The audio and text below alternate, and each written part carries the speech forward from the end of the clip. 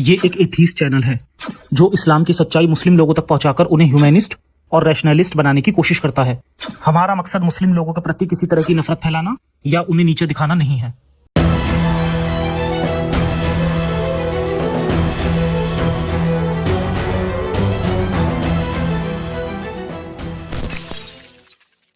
इस्लाम छोड़ने की कहानियां।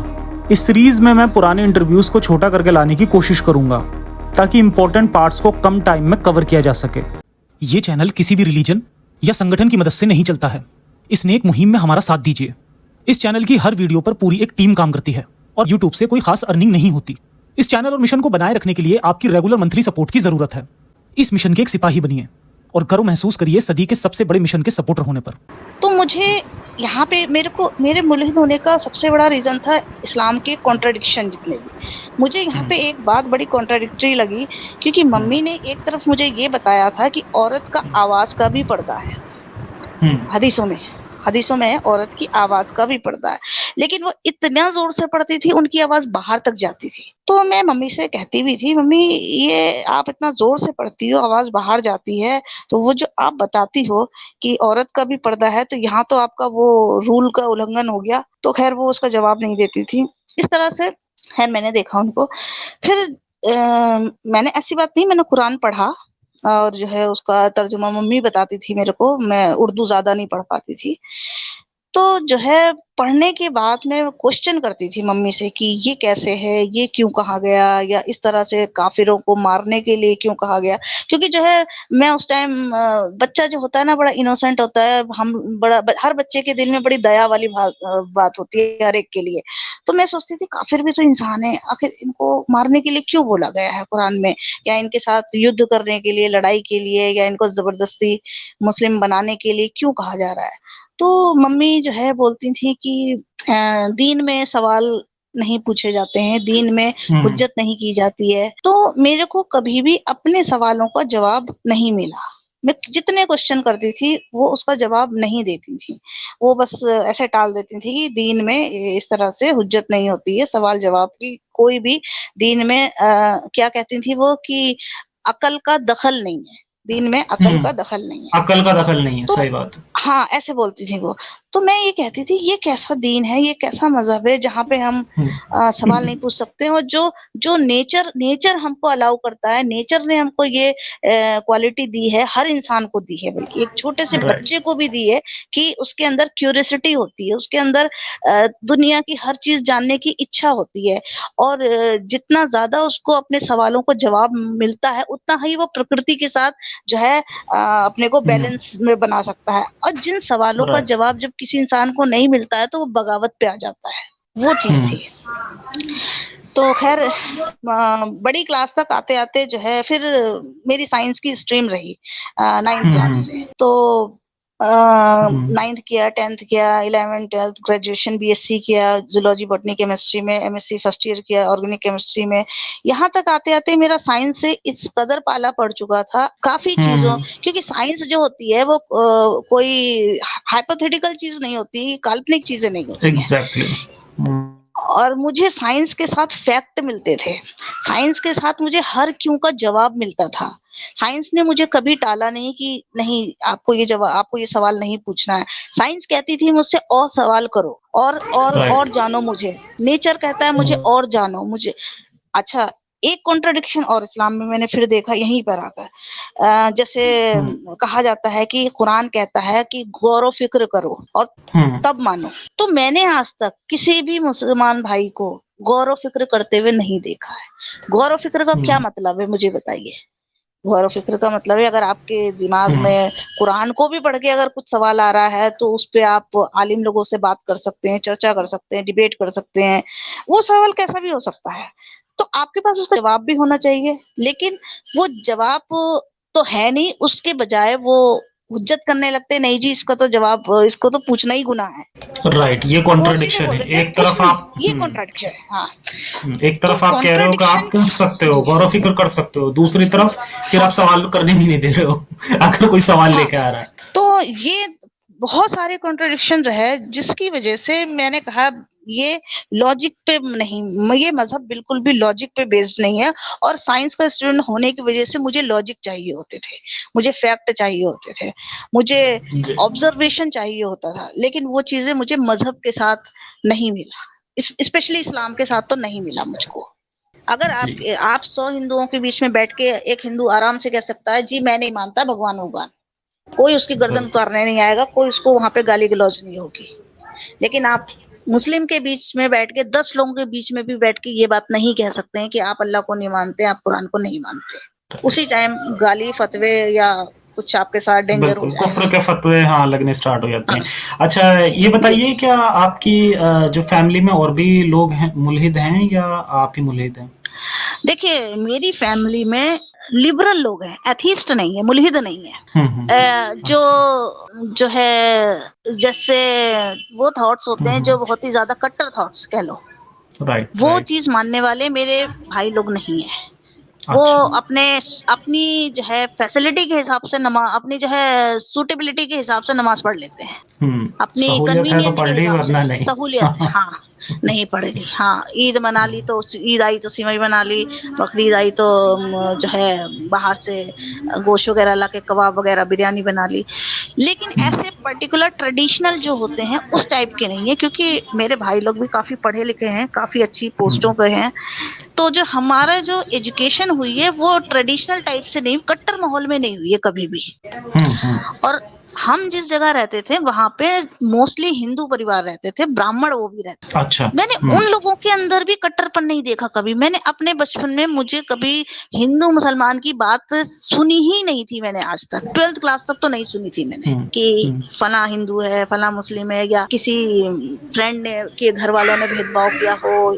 इस तरह की चीज़ें मैंने कभी नहीं देखी। लेकिन जब मैं दूसरे शहर में शादी होके आई, मुझे हुँ, हिंदुओं के बीच हुँ, रहने में कभी परेशानी नहीं हुई। लेकिन जब मैं राइट, दूसरे शहर में शादी होके आई, तो मैं मुस्लिमों के बीच में रह के मुझे बहुत परेशानी हो गई रहने में कि इन्होंने ड्रेस कैसी पहनी है, इन्होंने थोड़ा टाइट कुर्ता पहन लिया है, इनकी आस्तीन छोटी हो गई है, इनके बाल क्यों कटे हैं, इनकी आईब्रो क्यों बनी राइट, है। तो मैं ये मैं सब तो ये अलाउड ही सोचती नहीं थी है ना यहाँ पर। हाँ, मैं ये सोचती थी कि मुझे पूरे पैदाइश से लेके बड़े होने तक कभी हिंदुओं के बीच में कभी परेशानी नहीं आई और लेकिन मुस्लिम मोहल्ले में आके ये सारी चीज़ें बहुत मैंने देखी और मैं बहुत ज़्यादा डिप्रेस हो जाती थी इन बातों को सुन के। ये कैसे लोग हैं? कैसे मतलब एक प्राइवेसी जैसी नाम की कोई चीज़ ही नहीं, इंसान की इंडिविजुअलिटी है ही नहीं क्या?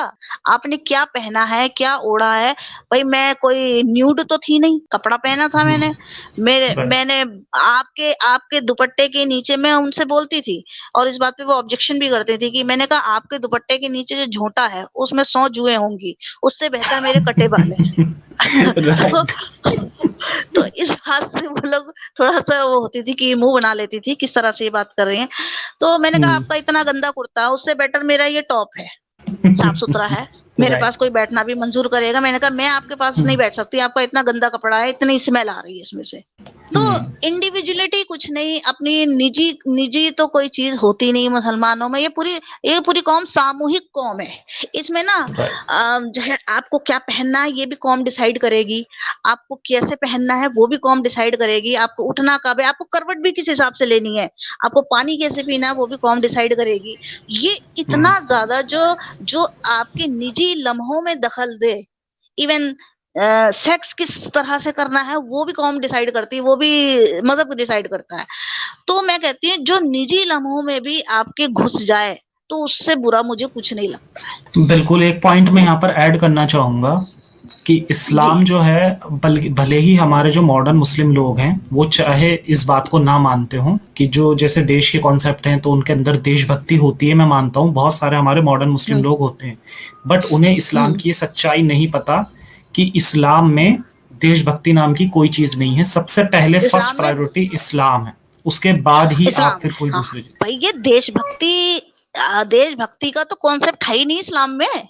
जी, देशभक्ति का कॉन्सेप्ट नहीं है और जो सिम्बायोसिस मतलब आप हिंदी में बोले जैसे साथ रहने का जो एक मादा होता है, सहजीविता हिंदी में कहते हैं उसको। हुँ, यानी कि दूसरे के वजूद को एक्सेप्ट करने का कॉन्सेप्ट है ही नहीं, इसीलिए वो राइट, किसी भी कौम में नहीं मिल सकते हैं। देशभक्ति यही का ये प्रॉब्लम है। सोचिए कि आप भारत में रहते हो, पाकिस्तान में रहते हो या दुनिया के किसी कोने में रहते हो, तो आप जो है ऊंचा कुर्ता, छोटे भाई का पजामा, बड़े भाई का कुर्ता टाइप पहन लेते हो, और जो है आप फिर उसके ऊपर हिजाब, औरतें हिजाब पहन रही हैं, छोटी छोटी बच्चियां हिजाब पहन रही हैं, छोटे इवन अब छोटे तो मासूम ग्लव्स आ बच्चों गए। को भी। हाँ, ग्लव्स आ गए, ग्लव्स पहन रहे। आप इतना दूर बैठ के अपने देश में, इतने मॉडर्न देश में बैठकर भी आप अरब कल्चर को फॉलो कर रहे हो, तो ये देशभक्ति से तो हटके है ना ये बात। देशभक्ति तो इसमें कहीं इन्वॉल्व ही नहीं हो रही। देशभक्ति होती बिल्कुल, तो मैं साड़ी पहनती, अपने कल्चर मैं कल्चर सलवार को फॉलो पहनती, करते, अपने एग्जैक्टली। अपने कल्चर को, मेरा जो समाज है, मेरा जो कल्चर है, भारत का जो कल्चर है, मैं उसको फॉलो करती। तो ऐसी करती भी अगर कोई मुस्लिम महिला, जैसे अब मुस्लिम तो मुझे मत कहिए, लेकिन मेरे जैसे लोग जब कुछ भी ड्रेस पहन लेते हैं, हम अपने कंफर्टेबल के हिसाब से पहनते हैं कि मुझे कंफर्ट रहे, कि प्लाजो पहन लिया, टॉप पहन लिया, लूज लूज टॉप पहन लिया, शॉर्ट आस्तीन पहन ली, तो वो फिर इन लोगों को नहीं भाता है, इन लोगों को बिल्कुल भी बर्दाश्त नहीं होता। अभी पीछे क्या हुआ था कि किसी ने ना मुझे एक वीडियो भेजी थी, उसमें कुछ मुस्लिम लड़कियों ने गरबा खेल लिया था। तो उसमें क्या हुआ था कि उनके मुस्लिम फैमिली थी, तो उनके घर में कोई फंक्शन था, तो वहां पर कुछ हो सकता है उनके आस पड़ोस में जो उनके हिंदू दोस्त वगैरह रहे हों, रिश्तेदार रहे हों, तो वो उनके वहां पर आए थे, तो उनके साथ उन लड़कियों ने गरबा खेल लिया। अब उन्होंने हिजाब भी पहन रखा था उन लड़कियों ने, तो उनकी वो अच्छा। वीडियो बनी, वो वीडियो बहुत ज्यादा वायरल हो गई। तो जब वायरल हो जी। गई, तो जो मेरे पास एक ऑडियो भी आई थी, तो कोई पता नहीं अच्छा। कोई चैनल वाला कोई बंदा था, वो कॉल करके और बहुत सुना रहा था उन्हें कि ये आपने क्या कर दिया, ऐसे नहीं करना चाहिए था। और तो वो जो उधर दूसरी जो औरत थी बेचारी, वो भी कह रही है नहीं नहीं हमसे बहुत बड़ी गलती हो गई, आप प्लीज इसे रुकवा दीजिए, ये बहुत वायरल हो रहा है। तो वो भी बहुत ज्यादा इस तरह का वो दिखा रहा था कि ये आपने बहुत गलत किया, ये नहीं करना चाहिए वो था, अब लोग हम इसे इतना डिफेम कर देते हैं कि ना गलती इतना होते कर हुए भी देते हैं। गलती माफी बिल्कुल, मांगने पड़ती है, इतना डिफेम कर बिल्कुल। देते हैं। और उस औरत की आवाज से ऐसा लग रहा था जैसे उससे पहले भी और भी कई कॉल्स उसके पास आई थी, और सबने हाँ हाँ, उन्हें डरी हुई बहुत होगी। ज्यादा परेशान, हाँ बहुत ज्यादा परेशान किया था उन्हें, सिर्फ इतनी छोटी बात पे। एक सवाल जी था बेटा। मेरा आपसे, ये जी। काफी मेरा मेन सवाल है एक्चुअली ये, कि आखिर ऐसी क्या बात है इस्लाम में कि औरतों को जरा भी कोई हक नहीं दिया जाता, लेकिन फिर भी जो मुस्लिम औरतें हैं वो इस्लाम को डिफेंड करती हैं, ऐसा क्यों है, आप ये बताइए मुझे। ये बहुत बढ़िया क्वेश्चन है, और बड़ा ही जो है गंभीर प्रश्न है कहना चाहिए, कि असल में इस्लाम का जो मूल कॉन्सेप्ट रहा है, वो औरतों का ब्रेन वॉश करने पे ज्यादा रहा है। और औरतें जो है जज्बाती होती भी हैं, वो इमोशनल होती हैं, वो जज्बात में आती भी ज्यादा हैं। अगर आप किसी एक मर्द को बिठा लीजिए और एक औरत को बिठा दीजिए और दोनों को डराइए, किसी भी पॉइंट को लेकर आप डराइए, तो डर किसके में राइट, ज्यादा बैठेगा? औरत में। औरत को जो है डर दिखा के, जहन्नुम का डर दिखाकर, और जो है जन्नत देखिए का ये लालच तो वो भी देके। है। हाँ नहीं, ये तो यहाँ पर तो औरतों को डराने के लिए हदीस भी है कि दोजख हाँ, में सबसे ज्यादा औरतें जाएंगी, सबसे ज्यादा जो तादाद दोजख है में। उसमें वो बल्कि ये औरतों कहा की गया होगी। है कि हुजूर ने खुद अपनी आंखों से देखा कि जन्नत में सबसे ज्यादा औरतें थी। ये तो बिल्कुल इन्होंने बिल्कुल, ऐसे पिक्चर्स ही बता दी कि मैंने तो खुद देखी है, तो भाई अब हुजूर की बिल्कुल, बात को कौन जो है नकारेगा। तो औरतों को हद से ज्यादा डराया गया। अब दूसरी बात, अब एक बच्ची पैदा होती है, आप 3 साल की उम्र पे उसको आप हिजाब पहना दो। सबसे बड़ा झूठ है कि और लड़कियां जो है अपने मन से हिजाब पहनती हैं। कई बार इस पे बहुत ज्यादा डिबेट होता है, बहुत बहुत लड़ाइयाँ दंगे डिबेट, होती हैं। बिल्कुल। लेकिन मैं मुस्लिम मोहल्ले में रहने के बाद इस चीज को मैंने अच्छे से देखा है। 3 साल की बच्ची अपने पापा की गोद में जा रही है या मम्मा की गोद में जा रही है, और वो ऊपर से हिजाब, वो स्कार्फ वाला पहने हुए है। अब वो जैसे जैसे बड़ी होगी तो वो तो उसके ड्रेस का हिस्सा बन जाएगी। जिस दिन वो नहीं पहनेगी तो बिल्कुल, उसे लगेगा मैंने कुछ नहीं पहना है, मैं नंगी हूँ, ऐसा लगेगा उसको। राइट, राइट, जिसने औरतों को खेती कह दिया हो, तो उसकी नजर में औरत का क्या मर्तबा होगा, आप खुद सोच लीजिए इस बात को।